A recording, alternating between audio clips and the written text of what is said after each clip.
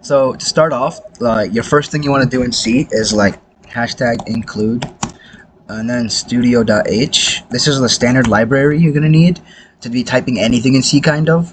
And then you include int main and then void. That just that's like the integer main right here, and you could just basically put anything in these curly brackets, and that's your like code right here. Let's start off, let's do a print function, and then you can, so in these parentheses you can kind of put like anything you want. You could put the quotation marks and just type hi, hello, whatever you want to do. And if you want to end the line right there, you could just type like backslash n, and then yeah, that's it. In the quotation marks though, because that you need that for that to work. And then at the end of any code, you just type return 0, and then put another curly bracket kinda here. And this is the standard thing. I'll be going over something right after this, showing you it. But this is pretty much all you need to know. Like, this is the whole body kinda library, the stomach of the integer main. Yeah, that's it basically for the standard, like basic idea of it. And this is like nothing compared to what you'll be learning here. Well, I'll be learning here too. But yeah, it's like, it's a shitty language to learn at the beginning, but it's really rewarding at the end, kinda. So what you have here is a Fahrenheit converter for Celsius. So it goes back and forth pretty much, and you press you do the library and you do return 0, and the curly brackets on the outside say the same, okay? But it's more, there's printf right there, the one we used, but there's a bit more going on here. Integer lower, which is like a lower number, and reminder, integer can only be used for whole numbers. If you try using like decimals or fractions, it won't go well with int. You have to do something else, which I'll describe later. Then you just put 4 integer Fahrenheit equal lower, and then you do Fahrenheit less than upper, and then Fahrenheit plus step. That's, so it's just saying like you got Fahrenheit starts at lower, and then but it's less than upper, and then it steps up to there. So it's like start at 0 plus 20 plus 20 plus 20, just on to 300. It's like kind of like boundaries you put for the thing. And then you got integer Celsius, right? Which this is the formula for converting this Fahrenheit from every number, but for every 20 it converts a number, and it shows you the Celsius form. And then here you go, you print it over here using these %d backslash, and then you got all this T and Fahrenheit Celsius, and then it just should run, and it should show you something like this. Hold on, my bad. It goes up here, you got your table basically.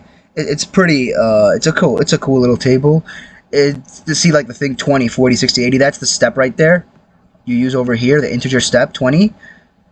It's a nice feature because you can use it for mathematical operations and whatnot. It does like it can do way more advanced math than this, because this is pretty simple. I don't do it in their head. But if you're doing like a lot of data or something, or you need like a lot of information being held, it can definitely do that for you though. Yeah, and stuff like that. I'm trying to think of something else.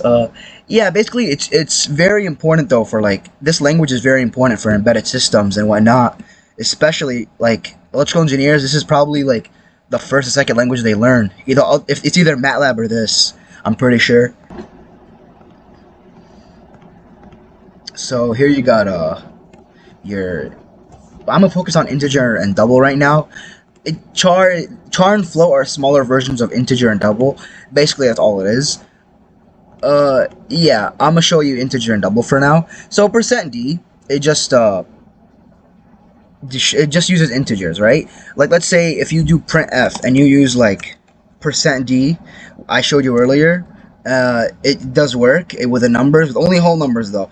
If your number is like turning into a decimal any way possible, the %d won't work. Your code won't be like as good. It'll just print whole numbers only. %f is what you want to use if your code has some sort of decimals or anything like that. So with %f, right, you can like play with this, like kind of. Before, you can put like 3.2 f, and it basically does like, it goes like this, okay? So basically 3, which means 3 characters wide, and after the second decimal point. let's say 5.4, 5 characters wide. After the fourth decimal point, it can go up to there. You can make it 10, 200. It doesn't matter. It's whatever you want to see, honestly, and whatever you want it to go up to. That's all for that. Just integer, float, double. Know these terms because you'll have to use these in more advanced codes. Like these are like the starting steps for everything. Another important thing is you could just if you don't wanna if you have a code that you want to keep but don't want to use at the moment, you can just press Control/.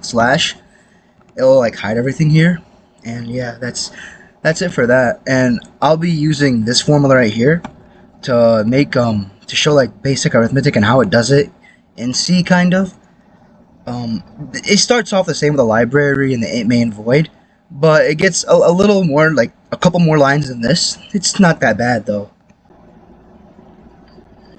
This is the last thing I'll be going over. Else if statements. Let me just put the return 0 before I explain what's going on.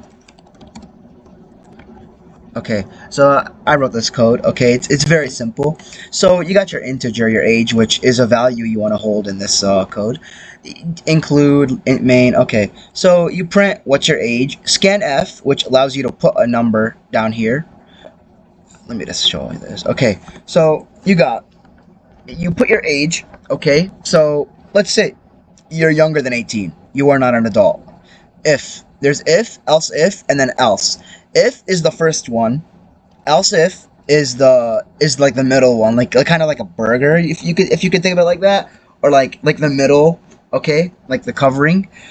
You could put as much else if as you want, but as you go on, you realize that's not very plausible for longer codes, as there's like you could do loops or such other things if you want to do more like different things than this. But this is pretty simple. 3 lines, 4 lines, you could do that. Okay, so you got age less than 18, you're not an adult. It prints that. Curly brackets.